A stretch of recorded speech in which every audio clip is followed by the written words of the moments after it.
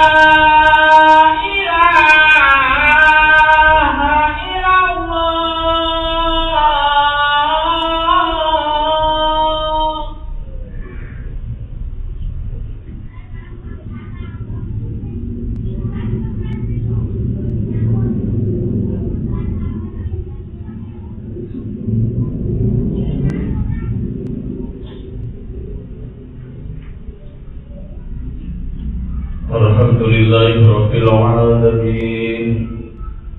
Nahmaduhu haqqa hamdihi wa nastaghfiruhu haqqa istighfari wa bihi nasta'in. Ashhadu an la ilaha illallah al-malikul haqqul mubin wa ashhadu anna Muhammadan abduhu wa rasuluhu khatamul anbiya wa imamul mursalin.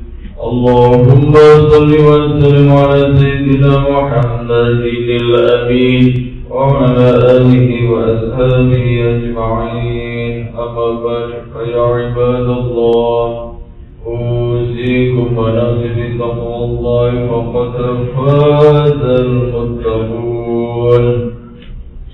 Ayuhal hadirun rahimakumullah, mengawali khutbah pada siang hari ini, marilah senantiasa beristiqamah dalam iman dan ketakwaan hingga akhirnya nanti ketika disebut malaikat maut, ucapan akhir yang keluar dari lisan kita kalimat tauhid la ilaha illallah wa la tamutunna illa wa antum muslimun.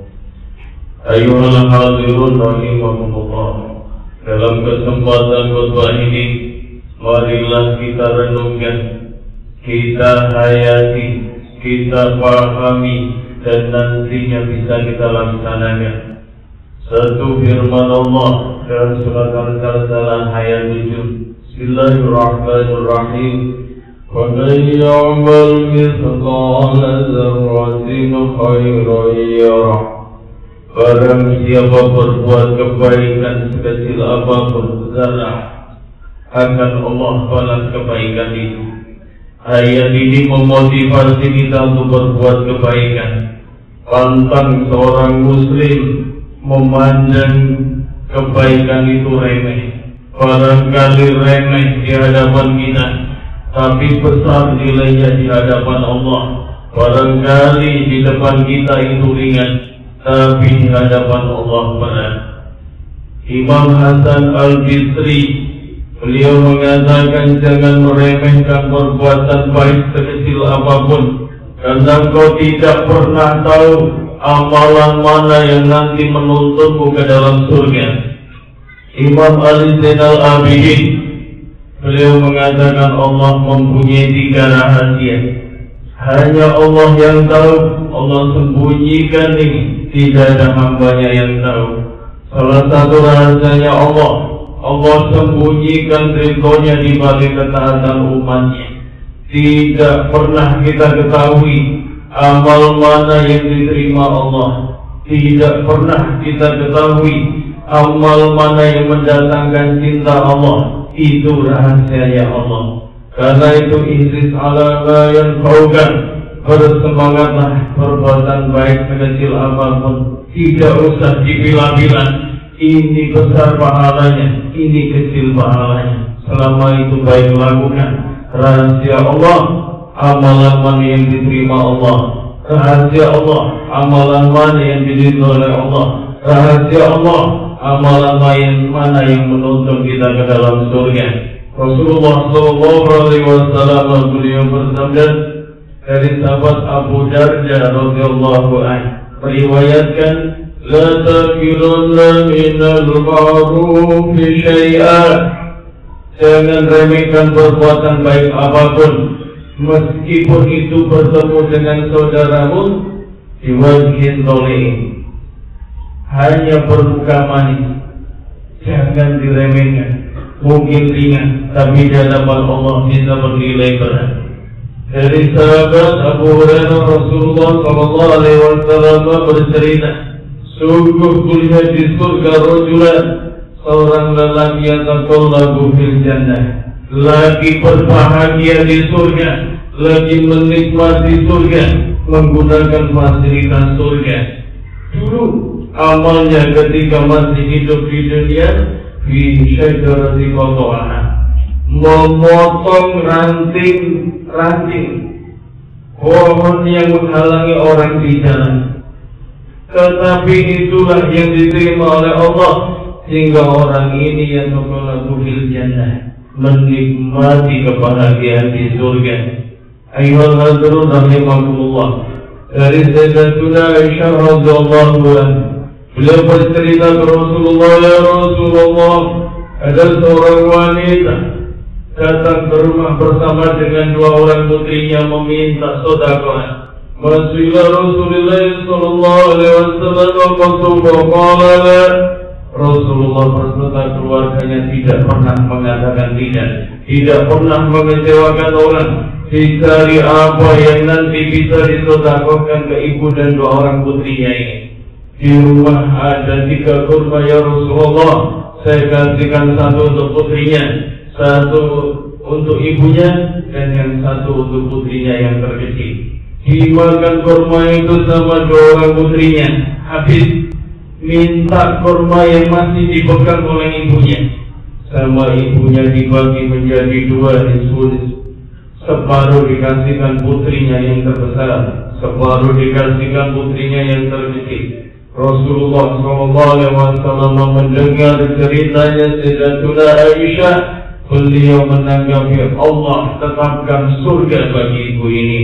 Apa beratnya membagi kurma menjadi 2? Tetapi inilah yang Allah ridhoi.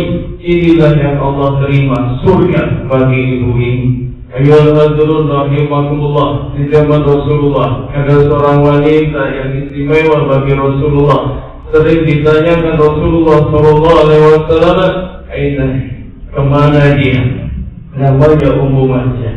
Wanita ini bukan penghafal Al-Quran, bukan penghafal hadis, tidak pernah mengangkat senjata berperang bersama Rasulullah seperti sahabiah Sumayyah, tetapi sering ditanyakan Rasulullah.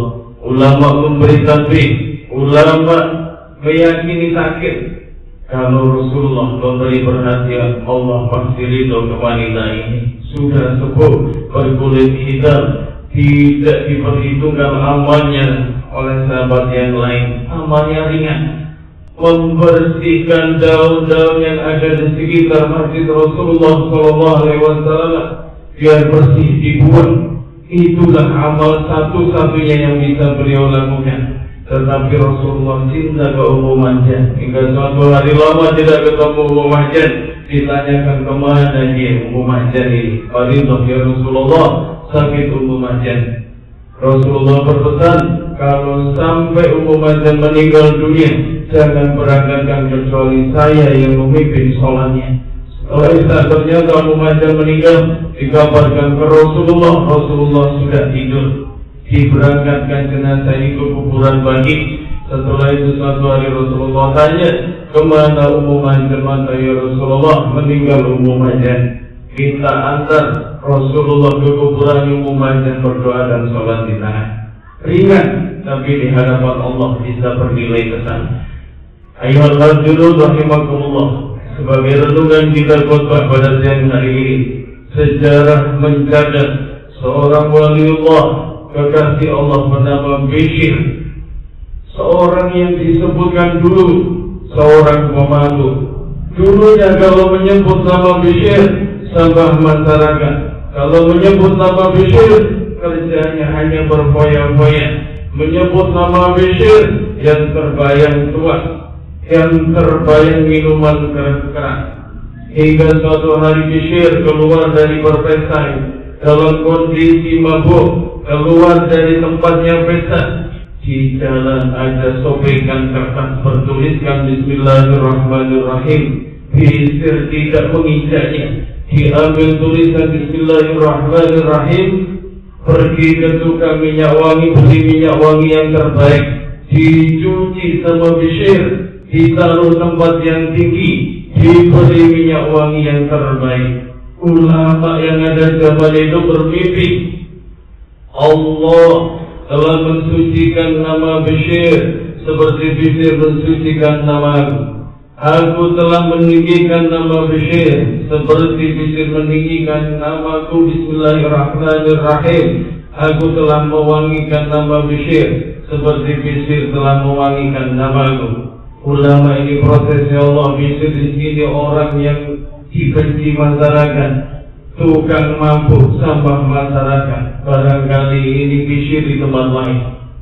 Akhirnya ulama ini yakin ini mimpi dari zina. Bangun, sholat 2 rakaat, istikharah. Ternyata mimpi lagi, aku tinggikan nama Bishr, kusucikan nama Bishr, kuwangikan nama Bishr dunia akhirat. Gara-gara tulisan Bismillahirrahmanirrahim di jalan, akhirnya Bishr diberitahu Allah telah mengilhamkan itu. Bishr bertaubat, jadilah seorang kekasih Allah. Sampai Imam Ahmad berguru pada Bishr. Tidak ada orang yang lebih memahami Allah melebihi Bishr. Inilah yang hadirin rahimakumullah, kesimpulan khutbah pada siang hari ini. Ikhlis ala yang taubat, bersemangatlah kebaikan sekecil apapun. Sebagai renungan kita, renungan kalimat dari Ibnu Qayyim Al-Taimiyah. Beliau menulis begitu indah. Malam hari barangkali kita tidak sholat tahajud. Jamaah Masjid Baitur Rahman tidak memutar tasbih malam hari, tidak berzikir, tetapi tidur pulas. Amalnya siang hari naik ke langit, amal yang tidak disangka-sangkanya, amal menyeberangkan orang, amal senyum ke saudaranya, amal mendengarkan orang bercerita, amal membawakan barang berat saudaranya, amal memberi permen anak kecil, amal memberi sedekah pengamen yang kelaparan, amal-amal yang tidak disangkanya naik ke langit, mengetuk pintu langit, meminta maghfirah ampunan orang yang melakukannya. Karena itu jangan remehkan perbuatan sekecil apapun. Berlomba-lombalah kita fastabiqul khairat, meraih surga. Kalau tidak mampu, mari berlomba-lomba dengan para pendosa yang meminta ampunan Allah, meneteskan air mata, mengharapkan kasih sayang Allah. Jika tidak mampu juga, jangan menyesatkan orang. Kalau tidak mampu juga, senanglah kebaikan sekecil apapun yang dilakukan saudara kita. Allahumma inna nas'aluka mas'alaka minhu nabiyika Muhammadin sallallahu alaihi wasallam wa na'udzubika man sa'alna minhu nabiyika Muhammadin sallallahu alaihi wasallam. Amin. Bismillahirrahmanirrahim. Wal 'asri innal insana lafi khusrin illa alladhina amanu wa 'amilus solihati wa tawassaw bil haqqi wa tawassaw bis sabr. Barakallahu li wa lakum fil Qur'anil azim wa nafa'ani wa iyyakum bima fihi min ayati wa dzikril hakim wa taqabbalallahu minna wa minkum tilawatahu wa innahu was-sami'ul 'alim. Aqulu qawli hadza wa astaghfirullaha innahu huwal ghafurur rahim.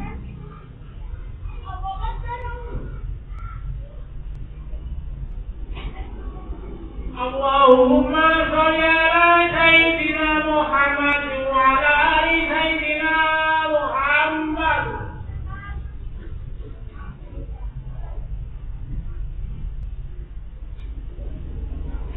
Alhamdulillahi rabbil alamin wa rabbana ilal zalimin wassalawatullahi wassalamu ala khatamil mursalin ahmaduhu subhanahu wa ta'ala وأشهد أن لا إله إلا الله ولا شريك له وأشهد أن محمدا عبده ورسوله.